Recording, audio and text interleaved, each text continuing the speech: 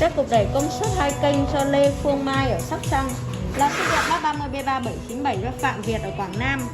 và đôi loa BMB 450V cho Hứa Quốc Cường ở Long An.